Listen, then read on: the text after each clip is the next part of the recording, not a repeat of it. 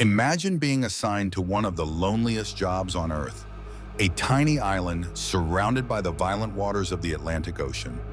No neighbors, no visitors, and no escape. Just endless waves crashing against rocky cliffs, powerful winds howling through the darkness, and a lighthouse standing alone against the sea. For lighthouse keepers, isolation was simply part of the job. But in December of 1900, something happened on a remote Scottish island that would become one of history's greatest unsolved mysteries. Three experienced lighthouse keepers vanished without a trace. No bodies were ever found. No final message was left behind. And more than 125 years later, nobody knows exactly what happened. This is the story of the Flannan Isles Lighthouse Mystery. The Flannan Isles are a small group of rocky islands located nearly 20 miles west of Scotland's Outer Hebrides. The islands are harsh, barren, and constantly exposed to the full force of the Atlantic Ocean. Towering cliffs rise from the sea, while enormous waves crash relentlessly against the rocks below. Even today, the islands feel isolated from the rest of the world. For centuries, local fishermen viewed the islands with superstition. Many believed strange forces existed there. Some sailors avoided spending the night on the islands, and stories of mysterious presences were passed down through generations. Whether these legends contained any truth is unknown, but they would later become part of one of the world's most famous disappearance cases. In 1899, a lighthouse was constructed on Ullainn Moor, the largest island in the chain. The lighthouse stood high above the ocean and served a critical purpose. Ships traveling through the dangerous waters of the North Atlantic depended on its powerful light to navigate safely through storms and darkness. A failure of the lighthouse could mean disaster for passing vessels. Because of this responsibility, only experienced men were assigned there. By December 1900, the station was staffed by principal keeper James Ducat, assistant keeper Thomas Marshall, and occasional keeper Donald MacArthur. These were not inexperienced workers. They had spent years facing harsh weather, dangerous seas, and long periods of isolation.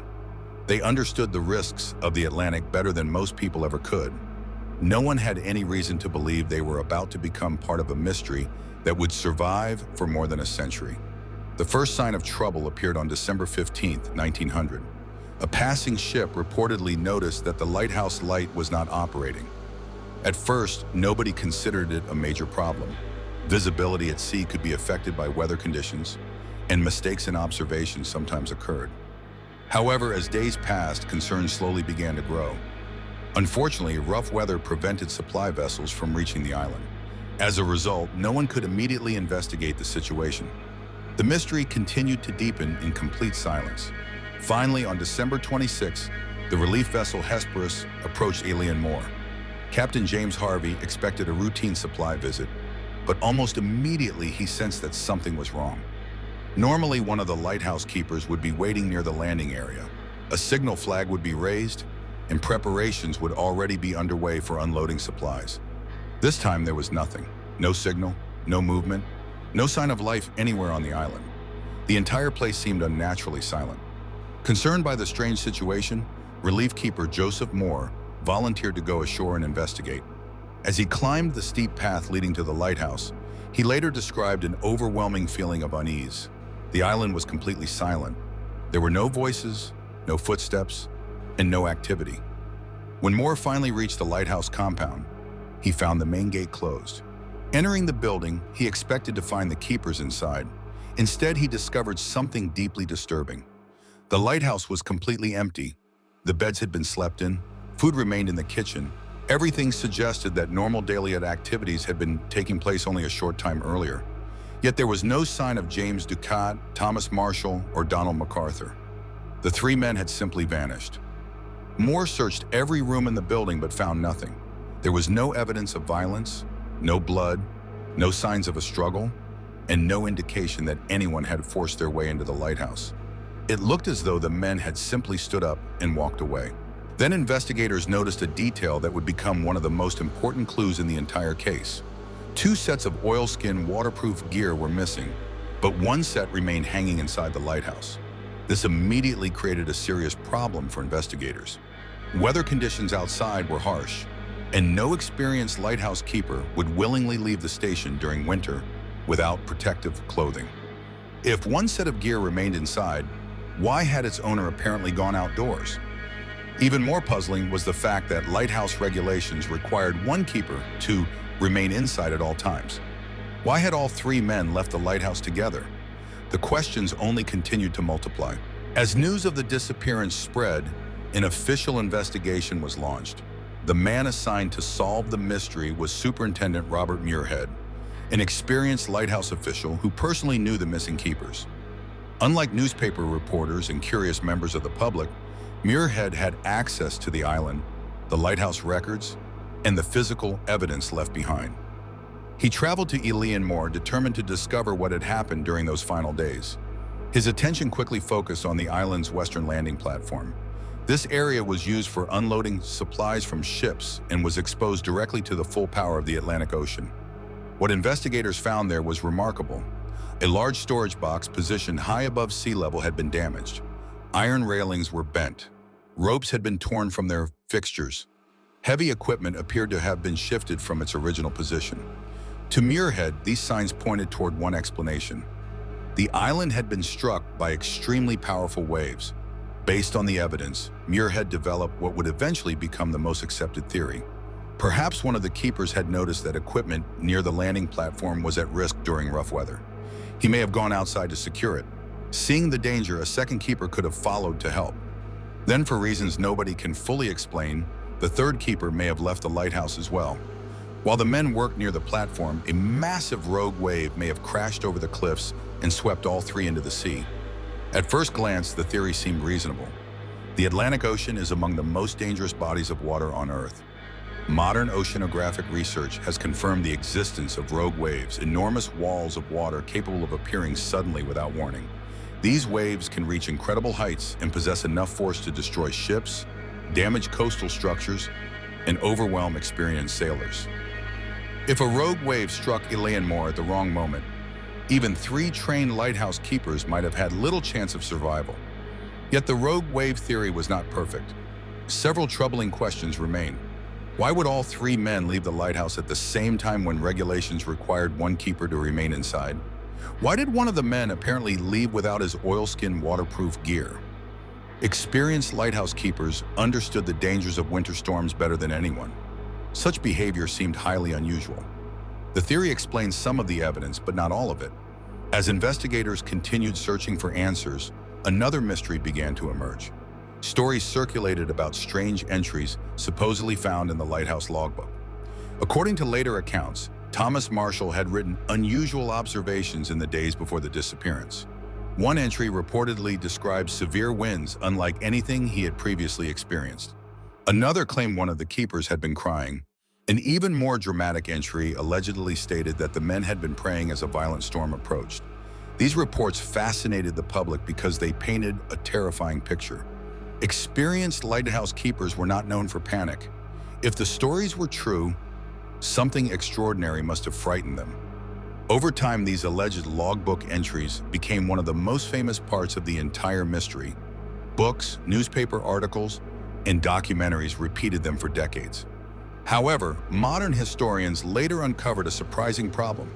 There is little evidence that these dramatic logbook entries ever existed.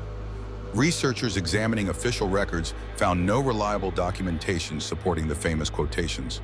Many experts now believe the entries were either exaggerated or completely invented by journalists seeking a more sensational story. If true, one of the most famous aspects of the mystery may actually be a myth. The lack of answers encouraged endless speculation.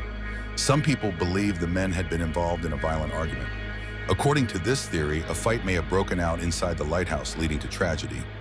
But investigators found no signs of violence, no blood, and no evidence supporting such a scenario.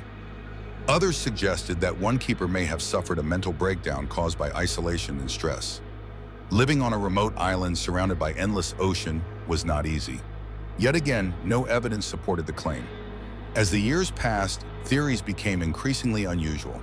Some suggested foreign spies. Others imagined pirates landing secretly on the island. A few even proposed kidnapping. None of these ideas had any factual basis, but they reflected a simple truth. People struggled to accept that 3 experienced men could simply disappear. The most famous alternative explanations were supernatural. Long before the disappearance, local folklore had associated the Flannan Isles with strange legends. Fishermen told stories about mysterious presences and unexplained events. Some island visitors claimed they felt uneasy while spending time there. After the disappearance, many people began wondering whether something beyond human understanding had occurred. Books and documentaries later expanded these paranormal ideas. The mystery became connected with ghosts, ancient spirits, and unexplained forces. Some theorists suggested the keepers had encountered something terrifying on the island. Others claimed they had vanished through supernatural means. Yet despite more than a century of speculation, no credible evidence has ever supported any paranormal explanation. Perhaps the true reason this mystery continues to fascinate people is not because of ghosts or conspiracies, but because it touches a deep human fear. The fear of isolation, the fear of the unknown, the fear of disappearing without explanation. Imagine standing on a remote island in the middle of winter. The Atlantic stretches endlessly in every direction. No help is nearby. No one can hear you. A storm approaches, then suddenly something happens. Something so unexpected that 3 experienced men vanish forever. No final words, no survivors, no trace, only silence. Over the decades, the story spread around the world. Newspapers covered it extensively. Writers transformed it into books. Filmmakers produced documentaries. The mystery entered popular culture and became one of the most famous unsolved disappearances in history. Even today, more than a century later, researchers continue examining the evidence and debating what happened. Most historians now believe the rogue wave theory remains the most likely explanation. The damage found at the western landing platform strongly suggests that enormous waves struck the island. Modern research has shown that rogue waves are real and can appear without warning. The Atlantic Ocean is certainly capable of producing conditions powerful enough to overwhelm even experienced lighthouse keepers. Yet certainty remains impossible. No witnesses survived. No bodies were recovered. No definitive evidence was ever discovered. The exact sequence of events that occurred on Elian Moor during those final hours has been lost to history. Technology eventually replaced human lighthouse keepers, and the Flannan Isles Lighthouse became automated. The lonely days of permanent lighthouse crews came to an end. But the lighthouse itself still stands. The cliffs remain. The Atlantic Ocean still crashes relentlessly against the rocks below. And every year, curious visitors continue asking the same question. What happened to James Ducat, Thomas Marshall, and Donald MacArthur? Were they victims of a tragic accident? Did an unexpected rogue wave sweep them into the sea? Or is there still a missing piece of the puzzle hidden somewhere among the cliffs of Elian Moor? More than 125 years have passed since the 3 keepers vanished. The men are gone. The witnesses are gone. The evidence is gone. But the mystery remains. And somewhere beyond those windswept cliffs, the Atlantic Ocean may still be keeping the secret of what happened during the final hours of the 3 lighthouse keepers of the Flannan Isles.